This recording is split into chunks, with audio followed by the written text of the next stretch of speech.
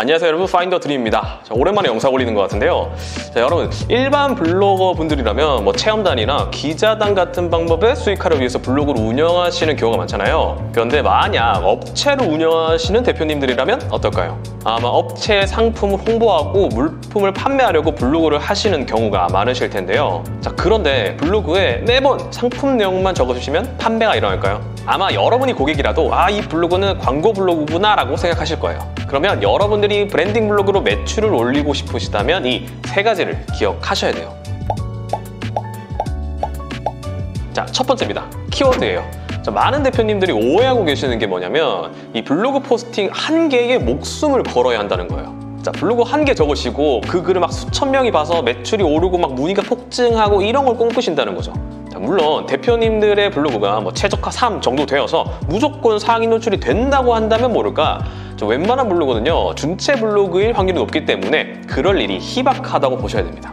그 말은 뭐냐면 대표님들이 아무리 글을 잘 적어도 한 달에 수천 명이 검색하는 대량 키워드를 노릴 수조차 없다는 얘기고요. 상위 노출이 될 수 있는 키워드를 찾으면 결국 검색량이 월 100 정도인 키워드이기 때문에 하루에 약 3명 정도가 검색하는 키워드이기 때문에 폭발적인 매출을 기대하기는 어렵다는 겁니다. 그러면 사실 힘 빠지죠. 그런데 블로그는요 상세 페이지가 아니에요.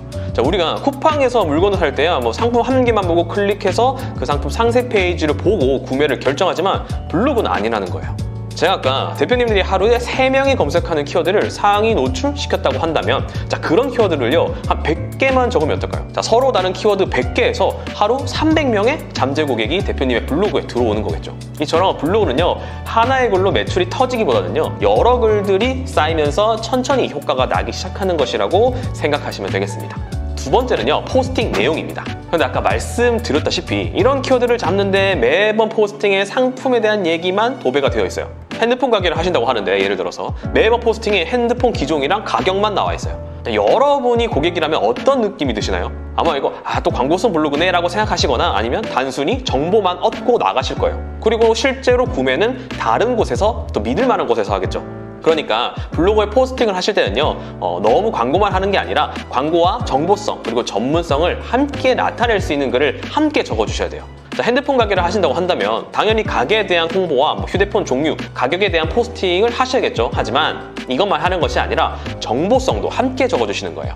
예를 들어서 갤럭시 땡땡과 갤럭시 플립의 차이점 과 같은 핸드폰과 관련된 정보를 쓸 수도 있고, 핸드폰 가게에서 호구 안 잡히는 법이나 사은품 많이 받는 법과 같은 정보를 쓰셔도 좋겠죠. 그럼 고객들은 이 업체는 좀 믿을만한 것 같다, 사기는 안 칠 것 같다 라는 생각이 조금씩 들면서 구매하지는 않아도 문의는 좀 하게 될 거예요. 그러면 그 문의한 고객을 구매로 전환시키는 거죠. 그리고 다른 포스팅에 고객이 그 핸드폰을 사가서 어떤 사은품을 받고 어떤 할인을 받고 얼마나 만족하고 있는지 이런 후기들을 적으시면 훨씬 더 신뢰도가 올라가겠죠. 이렇듯 광고성과 정보성, 후기 등을 함께 남겨주시는 것이 좋아요. 세 번째는요 글쓰기 방법입니다. 그럼 그런 걸 어떻게 쓰냐? 사실 포스팅 하나 자체는요 그렇게 많은 내용이 필요한 것은 아닙니다. 위에서 말씀드린 것처럼 제가 여러 가지 글이 쌓이면서 힘을 얻는 것이 블로그라고 했잖아요. 그래서 포스팅 하나의 글에는 너무 많은 내용을 담을 필요가 없다는 겁니다. 실제로 너무 많은 내용을 담게 되면요 오히려 내 글을 읽는 잠재 고객은 글의 주제에 집중하지 못해서 이탈할 확률이 훨씬 더 높아요. 그래서 제가 추천드리는 방법은 바로 111 기법입니다. 한 포스팅 안에 한 개의 메인 타겟, 한 개의 결핍 하나의 가치를 담는 거예요. 예를 들어서 여러분이 치과 블로그를 운영한다고 해보겠습니다. 그러면 치과에 오는 모든 사람들을 잡기 위해서 땡땡 치과 여기서 치료하고 싹 나았어요가 나을까요? 아니면 메인 타겟을 이가 흔들리는 사람으로 잡으시고 이가 흔들릴 때 딱 2가지만 해보세요 라는 제목이 더 클릭하고 싶을까요? 실제로 이가 흔들려서 치과를 검색한 사람은 후자의 제목이 훨씬 더 눈에 잘 띌 거예요. 그 다음은 본문 안에 하나의 결핍을 잡아줘야 됩니다. 결핍은요 쉽게 말해서 너 이런 걱정 있지, 이런 고민 있지를 한 번 더 상기시켜줘서 내 상품에 대한 필요성을 제시하는 거예요. 예를 들어서 이가 흔들린다 라고 하는 경우에 너 딱딱한 것을 잘못 씹었거나 혹은 나도 모르게 조금씩 흔들리는 치아 때문에 괜히 불안하고 병원을 가야 되는 건가 고민하고 계시나요? 와 같은 문제점을 찝어주는 거예요.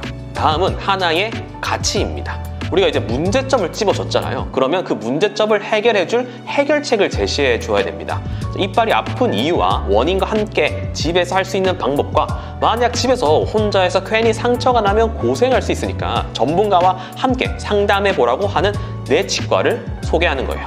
이러면 포스팅 하나의 글 자체가 온전히 이가 흔들리는 사람이라는 타겟을 위한 글이 되는 거고요. 이렇게 하나의 타겟을 노린 글들이 100개가 쌓이게 되면 100개의 타겟을 위한 글이 적혀지는 거예요. 그럼 그 블로그는 점점 엄청난 마케팅 효과가 일어나겠죠. 자, 이렇듯 블로그 글은 111 기법을 쓰는 것을 추천드립니다. 자, 다시 한번 말씀드리지만 블로그는 상세 페이지가 아니에요. 그러니까 하나의 글로 대박을 치고 싶은 욕심은 조금 넣어두시고요. 꾸준히 글을 적어보시는 것을 추천드립니다. 저는 다음번에 더 좋은 내용으로 돌아오도록 할게요. 그럼 안녕.